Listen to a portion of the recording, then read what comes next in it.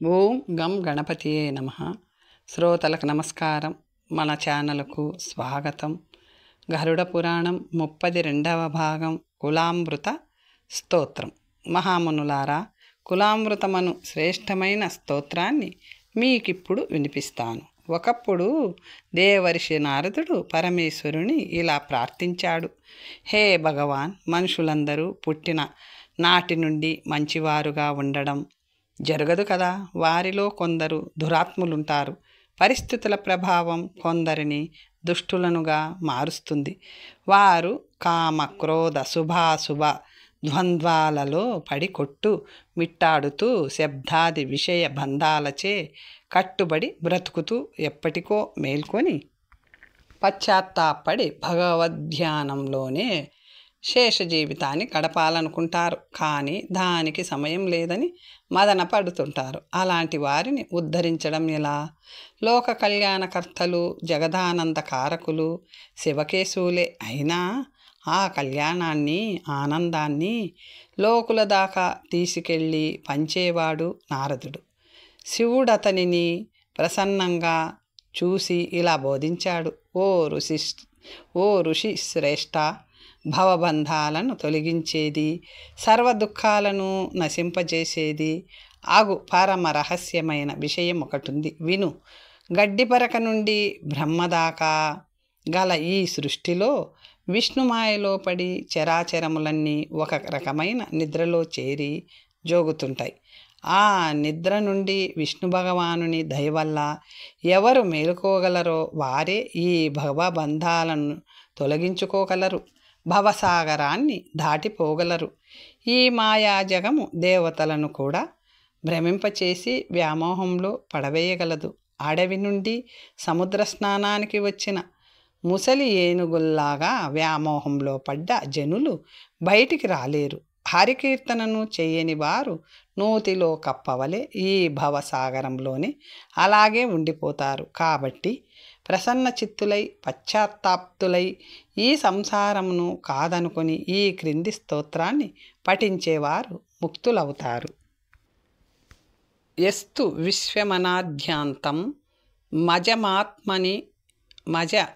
మజమాత్మని సమస్థితాం సర్వజ్ఞమచలం విష్ణుం సదా ధ్యాయేత్ సముచ్యతే దేవం గర్భోచితం విష్ణుం సదా ధ్యానన్ విముచ్యతే అశరీరం విధాతారం సర్వజ్ఞాన మనోరథిం అచలం సర్వంగం విష్ణుం సదా ధ్యాయాన్ విముచ్యతే నిర్వికల్ప నిరాభాసం నిష్ప్రపంచం నిరామయం వాసుదేవం గురుం విష్ణుం సదా ధ్యాయాన్ విముచ్యతే సర్వాత్మకం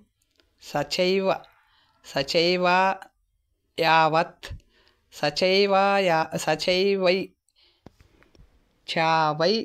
యావత్ ఆత్మచైతన్య రూపకం శుభమే కాక్షరం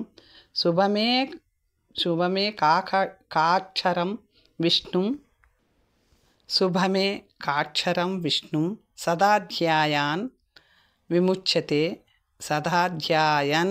విముచ్యతే వాక్యాతీతం త్రికాలజ్ఞం విశ్వేశం లోకసాక్షిణం సర్వస్మాదుత్తమం విష్ణుం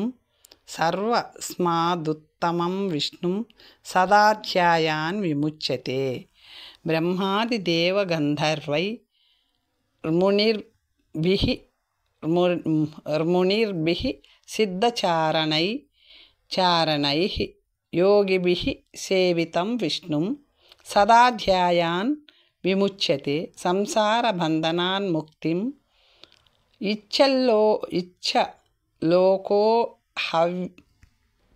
ఇచ్చలోకో హవ్యశేషతాః స్తుతైవం వరదం విష్ణుం సదా ధ్యాయాన్ విముచ్యతే సంసార బంధనాత్ కోపి ముక్తిమిచ్చన్ సమాహితాః అనంతమవ్యయం దేవం విష్ణుం విశ్వ ప్రతిష్ఠితం విశ్వేశ్వరమజం విష్ణుం సదా ధ్యాయన్ విముచ్యతే. మహర్షులారా, శివుడు సెలవిచ్చినది ప్రత్యక్షర సత్యం. నిరంతరము ఆ అక్షయుడు నిష్కలుడు, సనాతనుడు, అవ్యయుడు, బ్రహ్మస్వరూపుడు నగు విష్ణువును ధ్యానించేవారు నిస్సందేహంగా ఆయన శాశ్వత పదాన్ని పొందగలరు. వేల కొద్దీ అశ్వమేధాలు, మరింతగా వాజపేయాలు చేయగా వచ్చే పుణ్యం, తదేక చిత్తంతో సర్వం మరచి విష్ణు ధ్యానం ఒక్క నిమిషం చేస్తే వచ్చే పుణ్యంలో 16వ వంతు కూడా ఉండదు. మహాదేవుడే ఉపదేశించిన ఈ స్తోత్రం దివ్యం. దీనిని నిత్యం పఠించేవారు గత 1000 జన్మాల పాప ఫలాన్ని దగ్ధం చేసుకోగలరు. అమృతత్వ స్థాయి అనగా వైష్ణవ పరమ పదాన్ని ఈ శ్లోక సంహిత ద్వారా మానవులు అందుకోగలరు. సౌనకాదులారా, ఇప్పుడొక మృత్యు నివారకాష్టకమును అనగా 8 శ్లోకాల స్తోత్రమును వినిపిస్తాను. ఇది మార్కండేయ కృతం. దామోదరం ప్రసన్నోస్మి కిన్నో మృత్యు కరిష్యతి శంఖచక్రధరం దేవం వ్యక్త రూపిణ మవ్యయం అదోక్షజం ప్రసన్నోస్మి కిన్నో మృత్యు కరిష్యతి వారాహం వామనం విష్ణుం నారసింహం జనార్దనం మాధవంచ ప్రసన్నోస్మి కిన్నో మృత్యు కరిష్యతి పురుషం పుష్కరక్షేత్రబీజం పుణ్యం జగత్పతిం లోకనాథం ప్రసన్నోస్మి కిన్నో మృత్యు కరిష్యతి సహస్రశిరసం దేవం వ్యక్తం సనాతనం మహాయోగం ప్రసన్నోస్మి కిన్నో మృత్యు కరిష్యతి భూతాత్మానాం మహాత్మానాం యజ్ఞయోని మయోనిజం విశ్వరూపం ప్రసన్నోస్మి కిన్నో మృత్యు కరిష్యతి ఇత్యుదీరీత మకర్ణ్య స్తోత్రం తస్య మహాత్మనః అపయాతస్తతో మృత్యు విష్ణుద్యూతై ప్రపీడితః ఇతి తేన జితో మృత్యుర్మార్కండేయేన ధీమాత్ ప్రసన్నే పుండరీకాక్షే నృసింహే నాస్తి దుర్లభం. ఈ మృత్యు అష్టక స్తోత్రం మహాపుణ్యశాలి, మృత్యు వినాశకారి, మంగళదాయకము. భగవంతుడైన శ్రీ మహావిష్ణువే దీనిని మార్కండేయ మహామునికి ఉపదేశించాడు. పవిత్రుడై త్రికాలాల్లో భక్తిగా నియమపూర్వకంగా ఈ స్తుతిని చేసిన విష్ణుభక్తునికి అకాల మృత్యువు ఉండదు.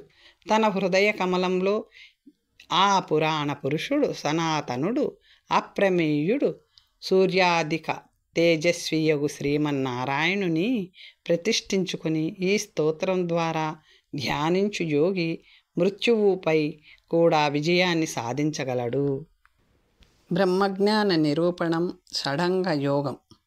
సౌనకాదులారా, ఇప్పుడు నేను వేదాంత సాంఖ్య సిద్ధాంతానుసారం వివరింపబడిన బ్రహ్మజ్ఞానాన్ని వర్ణిస్తాను. నేను జ్యోతిర్మయ పరబ్రహ్మ స్వరూపుడైన విష్ణువును అని మనసులో స్థిరీకరించుకొని ఆలోచిస్తూ సూర్యునిలోని అగ్నిలోను నా హృదయాకాశంలోను ఒకే జ్యోతి త్రిస్వరూప ధరమై ఉన్నది అని నిశ్చయించుకోవాలి.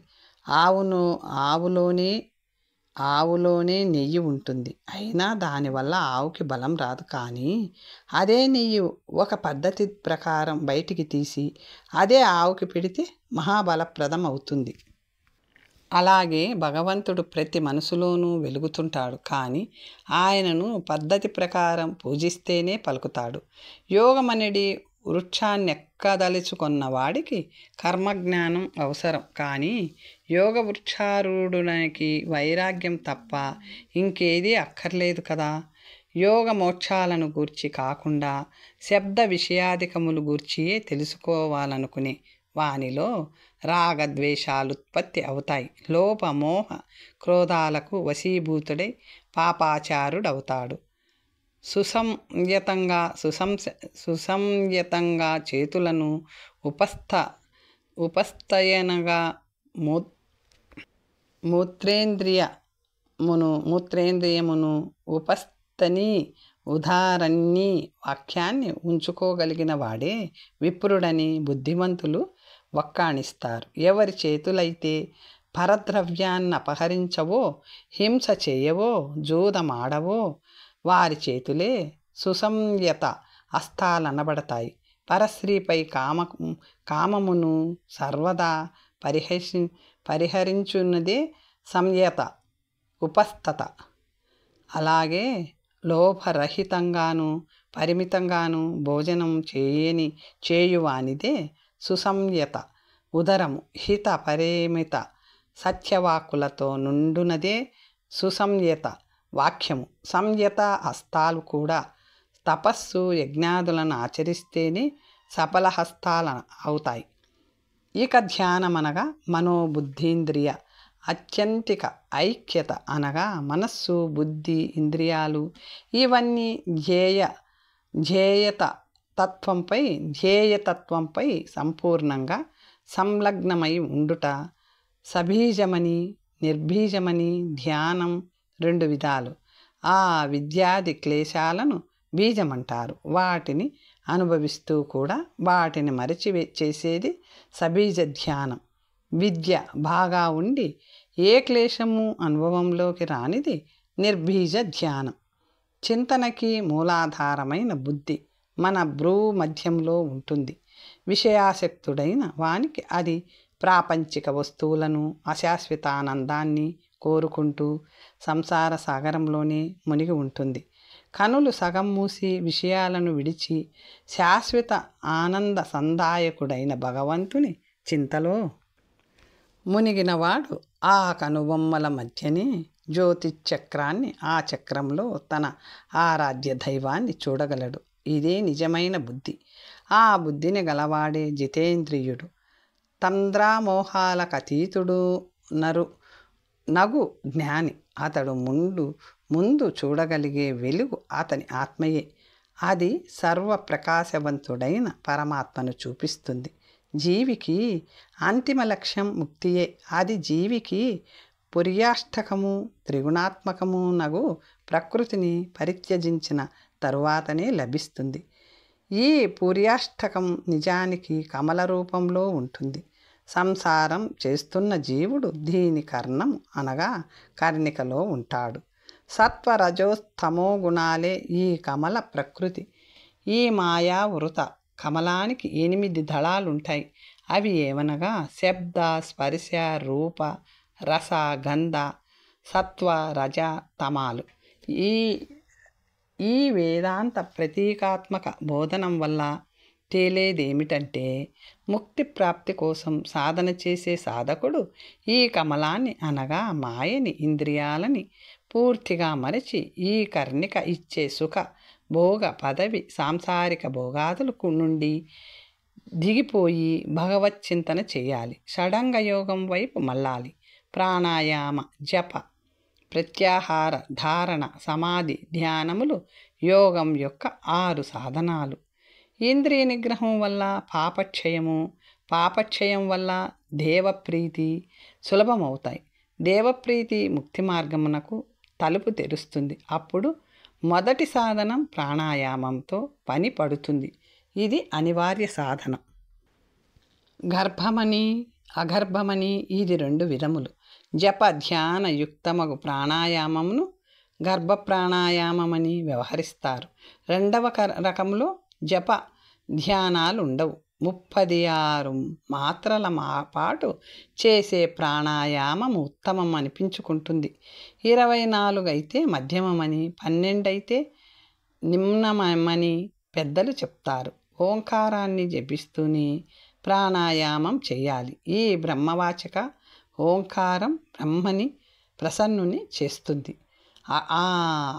6 అక్షరాల ఓం నమో విష్ణవే అనే మంత్రాన్ని, 12 అక్షరాల గాయత్రీ మంత్రాన్ని జపించాలి. అన్ని ఇంద్రియాల ప్రవృత్తి సాంసారిక విషయ వాంఛల వైపే మళ్ళుతూ ఉంటుంది. ఈ ప్రవృత్తిని నివృత్తి చేయడమే అనగా ఇంద్రియాలను నిగ్రహించి విషయ వాసనలను సంహరించి కోరికలు లేకుండా చేసుకోవడమే ప్రత్యాహారం అని చెప్పబడింది.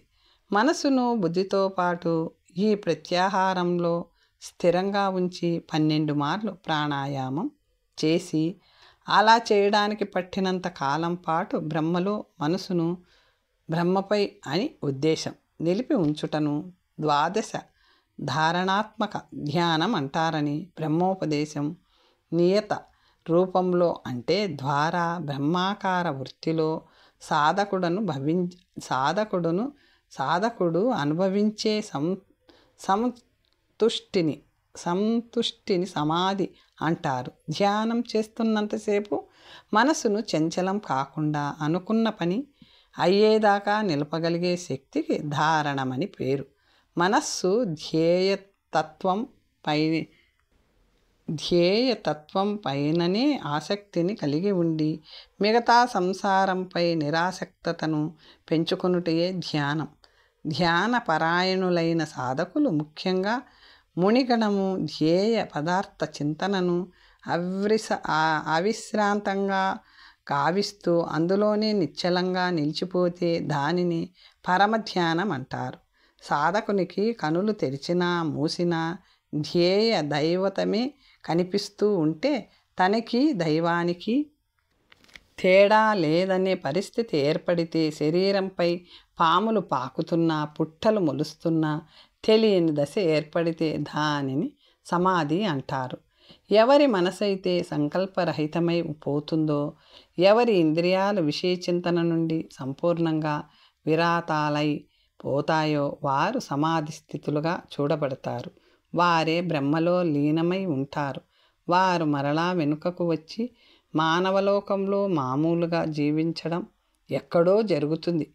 యోగులను కూడా చెడగొట్టే దోషాలు కొన్ని ఉంటాయి. చిత్తము యొక్క అస్థిరత, భ్రాంతి, దౌదర్శనస్యం, ప్రమాదం వంటివి. మనస్సును స్థిరంగా ఉంచుకోవడం కోసం సాధకుడు ముందుగా స్థూల స్వరూపాన్ని చింతించాలి. తరువాత నిశ్చలుడై తన కనుబొమ్మల మధ్యలో జ్యోతి స్వరూపుడైన పరమాత్మను ఊహిస్తూ ఆ చర్యపై అనురక్తుడై స్థిరత్వాన్ని సాధించాలి. ఈ విశ్వంలో పరమాత్మయే తప్ప వేరేదీ లేదు. ఆ పరమాత్మయే విశ్వరూపం అనే నిశ్చయానికి వచ్చి పరమాత్మ కాని పదార్థాలన్నీ అసత్తులే, అనిత్యాలే అనే జ్ఞానాన్ని పొంది ఆ వస్తువులన్నిటినీ పరిత్యజించాలి. తన హృదయ పద్మంలోని ఓంకారం రూపంలో వ్యాపించియున్న పరబ్రహ్మను ధ్యానించాలి.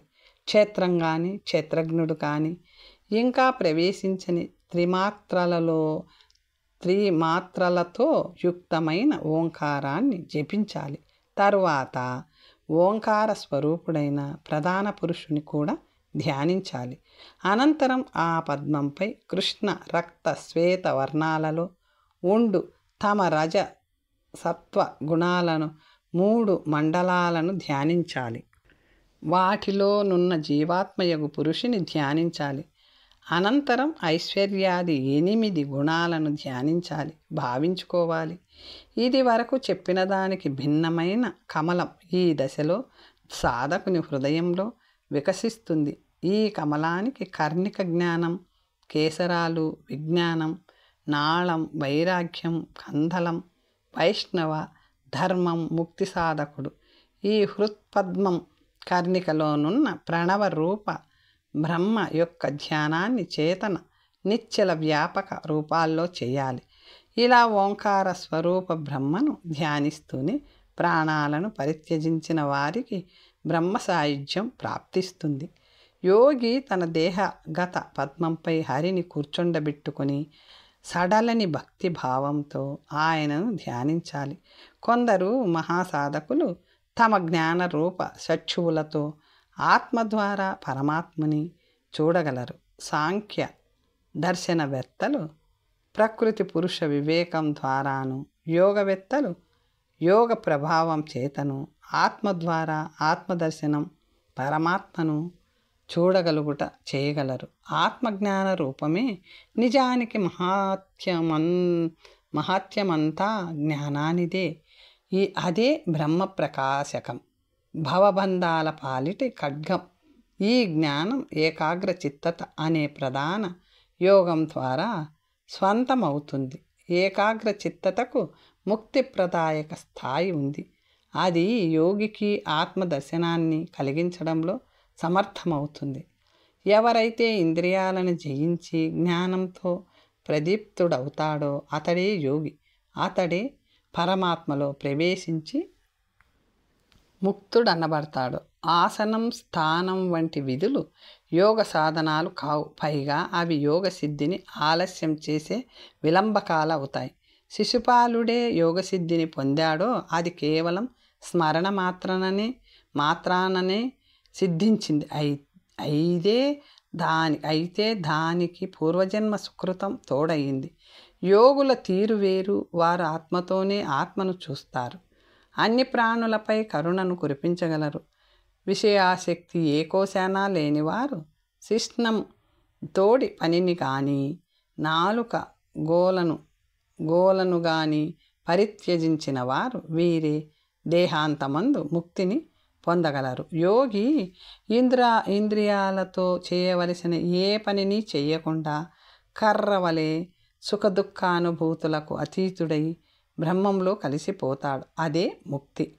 మేధావి అయిన సాధకుడు అన్ని ప్రకారాల వర్ణభేదాలను, ఐశ్వర్య భేదాలను, శుభాశుభాలను, పాపాలను ధ్యానాగ్నిలో పూర్తిగా భస్మం చేసి పరమగతిని పొందుతాడు. కర్రకు రాపిడి చేస్తే అగ్ని దర్శనమైనట్టు యోగికి బ్రహ్మజ్ఞానంతో ధ్యానాన్ని అనుసంధానం చేయగా శ్రీహరి దర్శనం అవుతుంది. ఆ దర్శనమే యోగోత్కర్ష. దానిని మించిన పరమావధి లేదు. ఏ ఒక్క బాహ్యమైన ఉపాయం ద్వారానూ ముక్తి ప్రసాదించదు. అది పూర్తిగా అభ్యంతరిక యమ నియమాది ఉపాయాల ద్వారానే సాధ్యమవుతుంది. సాంఖ్యజ్ఞానం, యోగాభ్యాసం, వేదాంతాది శ్రవణాల వల్ల ఏ ఆత్మ సాక్షాత్కారమైతే సాధింపబడుతుందో అదే ముక్తి అనబడుతుంది. ఈ ముక్తిని పొందిన వానికి లేదా సాధించిన యోగికి అనాత్మలోనే ఆత్మ, అసత్పదార్థాలలోనే సత్వత్వం దర్శనమిస్తాయి. తరువాతి అధ్యాయంలో నారదుడు భగవంతుని ద్వారా వింటున్నట్లుగా చెప్పబడింది. నారదుని ద్వారా వ్యాసుడు, ఆయన నుండి సూత మహర్షి ఆ మహావిషయాన్ని తెలుసుకున్నారనుకోవాలి. ఆత్మజ్ఞాన నిరూపణం తెలుసుకుందాం. ఇప్పుడు ఆత్మజ్ఞానం యొక్క తాత్విక వర్ణనను వినిపిస్తాను. అద్వైత తత్వమే సాంఖ్యము. దానిలో ఏకచిత్తతయే యోగము. అద్వైత తత్వ యోగ సంపన్నుడైన వాడు ముక్తిని పొందగలడు. అద్వైత తత్వమేదో తెలిసి రాగానే అతీత వర్తమాన భవిష్య కర్మలన్నీ నష్టమైపోతాయి. జ్ఞాని అయిన వ్యక్తి సద్విచారమును గొడ్డలితో సంసారమనేది వృక్షాన్ని నరికివేసి వైరాగ్యమును తీర్థం ద్వారా వైష్ణవ పదాన్ని పొందుతాడు. ఈ సంసారానికి మూలం మన మనస్సు యొక్క జాగ్రత్త, స్వప్న, సూక్ష్మ వ్యవస్థలే. ఇవి మాయా యొక్క రూపాలు. సత్యమేదో అవగతమయ్యేదాకా ఈ మాయ యొక్క రూపాలు అచంచలంగా అలాగే పాతుకుపోయి ఉంటాయి. నిజం చెప్పాలంటే శాశ్వత అద్వైత తత్వంలోనే ఇవన్నీ ప్రవేశించి ఉంటాయి. అద్వైత తత్వమే పరబ్రహ్మం. దీనికి నామరూప క్రియలుండవు. ఈ బ్రహ్మమే జగత్తును సృష్టించి తాను అందులో ప్రవేశిస్తాడు. మాయాతీతుడైన చిత్పురుషుని తెలుసుకోగలిగాను, నేను కూడా ఆత్మస్వరూపుడనే అనే జ్ఞానమే ముక్తికి మార్గం. ముక్తి దాన ధ్యానాదుల వల్ల వస్తుందని కొందరి మతం కాగా పూజాది కర్మల వల్ల ప్రాప్తిస్తుందని కొందరి అభిప్రాయం. కర్మను ఆచరించు, కర్మను త్యాజించు అనే 2 వచనాలు వేదాలలో వినిపిస్తాయి. నిష్కామ భావనతో యజ్ఞాది కర్మలను ముక్తి కోసం చెయ్యాలి. ఎందుకంటే నిష్కామ భావంతో అనుష్ఠింపబడిన యజ్ఞాది కర్మలను శుద్ధికి సాధనంగా చెప్పబడ్డాయి. జ్ఞానం ప్రాప్తించిన పిమ్మట ఒక్క జన్మకే ముక్తి లభిస్తుంది. భేదభావమున్న వారికది దొరకనే దొరకదు. కుయోగి ముక్తిని పొందలేడు. ఏ కారణంగానూ యోగభ్రష్టుడైన వాడు మరుజన్మలో యోగ సాధన జరిగే గృహంలో జన్మిస్తాడు. తనంతట తానుగా శ్రమించి ముక్తిని పొందుటకు ఆ జన్మలో అవకాశం ఉంటుంది. కర్మల ద్వారా జ్ఞానాన్ని సంపాదించిన వాడు సంబంధాలను త్యాజించి మోక్షమందవచ్చు. దానికి ఆత్మజ్ఞానాన్ని ఆశ్రయించాలి. ఆత్మజ్ఞానానికి భిన్నమైన జ్ఞానం అజ్ఞానం కిందే లెక్క. హృదయంలో చెలరేగే కోరికలన్నీ సమాప్తమైపోతే ఇక కోరికలే లేని స్థాయికి జీవి చేరుకోగలిగితే ఆ వ్యక్తికి అప్పటి జన్మాంతంలోనే నిస్సంశయంగా ముక్తి లభిస్తుంది. పరబ్రహ్మ ఎక్కడుంది? దేవుడు ఎక్కడికి పోతాడు? ముక్తి పొందినవాడు ఏ దేశంలో ప్రవేశిస్తాడు? ఇలాంటి ప్రశ్నలకు అవకాశమే లేదు. అనంతుడగు పరబ్రహ్మకొక దేశమని, రూపమని, గతి అని ఉండవు కదా. ఆయనే అద్వయుడు కాబట్టి ఆయన కానిదేది లేదు. ఆయనే జ్ఞానస్వరూపుడై పుడిక జడుని వలె ఒకే చోట ఎందుకుంటాడు? జ్ఞానమే చైతన్యం. ఆయన ఆకాశమే అయినప్పుడు ఆయనకు గతి, అగతి, స్థితి లాంటి వాటిని ఆరోపించుట అవివేకం కదా. జాగ్రత్త, స్వప్న, సుషుప్త్యాది అవస్థలు మాయ ద్వారా కల్పితాలు. వస్తుమాత్రసారం పరబ్రహ్మయే. తేజోరూపుడైన బ్రహ్మ ఒక అఖండ పుణ్య రూపమని అర్థం చేసుకోవాలి. జీవికి తన ఆత్మ ప్రియమైనప్పుడు పరమాత్మ కూడా అంత ఇష్టమైనదే కావాలి. ఎందుకంటే బ్రహ్మయే ఆత్మ, ఆత్మయే బ్రహ్మ. తత్వజ్ఞులంతా జ్ఞానమే సర్వోచ్చమని అంగీకరిస్తారు. చిత్తమున కాలంబము బోధ స్వరూపమైన ఆత్మయే ఇది. ఆత్మ విజ్ఞానం ఇది పూర్ణము, శాశ్వతము. మూడు అవస్థలలోనూ జీవికి కలిగే సుఖం నిజానికి పూర్ణ సుఖ స్వరూపుడైన బ్రహ్మ నుండి ఆత్మ పొందగలిగే దానిలో పరమ క్షుద్రాంశ మాత్రమే. మరి ఈ స్మరణ ఏమిటి అంటారు కొంతమంది. గుండెలో నిండుగా నిత్యము కొలువై ఉండేవాడు స్మృతిలోనే ఉంటాడు కదా, విస్మరిస్తే కదా స్మరించాలి అని వారి ఆందోళన. కానీ ఇక్కడ స్మరించడం అంటే దేవుని తలుచుకోవడం, ఆయన మనలో ఉన్నాడని తెలిసి తలుచుకోవడం అనగా ఆ సమయంలో తుచ్చ సుఖాలను తలుచుకోకుండా ఉండడం. చిత్తంలో స్థిరంగా ఉండే చేతన తత్వాన్ని ఆత్మ, బ్రహ్మ, పరమాత్మాది రూపాలలో మనం స్వీకరించిన దానిని తలుచుకుంటున్న కొద్దీ అజ్ఞానం దూరమవుతూ ఉంటుంది. మనం చేసే అన్ని పనులు, ఆలోచనలు మనలోనే సాక్షిభూతుడై ఉన్న పరమాత్మకు పూర్తిగా తెలుస్తాయి. ఆయన పరమశక్తిమంతుడు కూడా. కాబట్టే మన శుభాశుభ కర్మల ఫలితాలు ఆయన ద్వారా అందవలసిన సమయంలో మనకి అందుతూ ఉంటాయి. ఈ బ్రహ్మతత్వమే సత్యం, జ్ఞానం, ఆనంద రూపం. అనంతం సత్యం జ్ఞానం నుండి వేరు కాదు. అనంతతత్వం నుండి ఆనందం వేరు కాదు. నేను బ్రహ్మను అని జీవి తెలుసుకున్న నాడు ఆ జీవియే అనంతం, సత్యం, ఆనంద స్వరూపం. హేమమణి ఇనుమును బంగారం చేసినట్లు పరబ్రహ్మ సామాన్యాత్మను పరమాత్మను చేయగలడు. చీకట్లో తాడును చూసి భామనుకొని భయపడేవాడు ఆ ప్రదేశంలోకి వెలుగు ప్రవేశించాక ఇక భయపడడు. ఈ భయమే అజ్ఞానం, వ్యామోహాల మధ్య జీవించే మనిషి అవే నిత్యమని, సత్యమని అనుకుంటాడు. అవి అందవేమోనని భయపడతాడు కూడా. వాని చీకటి గుండెల్లో జ్ఞానమనే పరమాత్మ వెలుగులు ప్రవేశించగానే ముందా భయం పోతుంది. అవి ఎంత నిర్వీర్యాలో నిస్తేజాలో తెలుస్తుంది. ఒక పాపానికి తప్ప దేనికి భయపడడు. ద్విజుడు గ్రహవిష్టుడై మామూలు భాషలో దయ్యం పడితే నేను సురుద్రుడను అంటూ కేకలు వేస్తే తన వర్ణధర్మాన్ని పాటించకుండా చిందులేసిన ఏ బ్రాహ్మణ లేదా మంత్రవేత్త దయవల్లనో ఆ గ్రహం దయ్యం వదిలేయగానే తాను ద్విజుడని సృహ వచ్చి తన వర్ణాశ్రమ ధర్మాన్ని ఎప్పటిలాగానే పాటిస్తాడు. అలాగే స్వచ్ఛ నిర్మల హృదయుడై పుట్టిన మానవుడు మాయ కమ్మినప్పుడు నేనే అంతా నాదే అనుకుంటాడు. తపోధ్యానాల వల్ల ఆ మాయ తెరలు కరిగిపోగానే నేను బ్రహ్మను, అంతా ఆయనదే అని తెలుసుకుంటాడు. సంసార చక్రంలాగే దానికి మూలమైన భగవానుని మాయ కూడా అనాది అయినదే. ఈ మాయకు సత్ అసత్ రూపాలుంటాయి. వ్యవహార కాలంలో సత్తుగా ఉండే మాయ పరమార్థత అసత్తవుతుంది. మాయ వల్లనే పరమాత్మ కూడా తానే జగత్తుగాను అందులోని వ్యక్తిగాను మారవలసి వస్తుంది. మూడు గుణాలతో 28 తత్వములు రూపములలో మాయ ద్వారానే విశ్వసృష్టి జరుగుతుంది. నామరూప క్రియాదులు మధ్యలో వస్తాయి. మొదట్లో ఉండవు, చివరా ఉండవు. ఆ ఉన్నప్పుడు కూడా ఒక చోటే ఉంటాయి. ఇవి ఇటు ఉన్నవి అటు లేవు, అటు ఉన్నవి ఇటు లేవు. సత్తా అనగా ఏ బలము శాశ్వతం కాదు. కలలో కనిపించే నీ స్వంతమైన ట్లనిపించే రథాలు, రాజ్యాలు, సిరులు కల కరగగానే విరిగిపోతాయి. ఇలాలో కూడా అంతే.